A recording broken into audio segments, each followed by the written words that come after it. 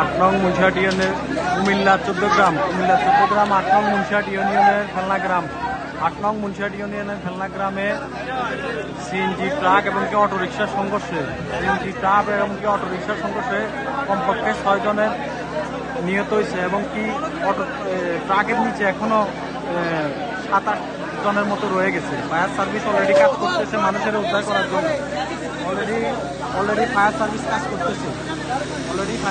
ট্রাকের নিচে এখনো মানুষ দেখানোর সময় দেখাইতেছে। অলরেডি ট্রাকের নিচে এখনো মানুষ আছে।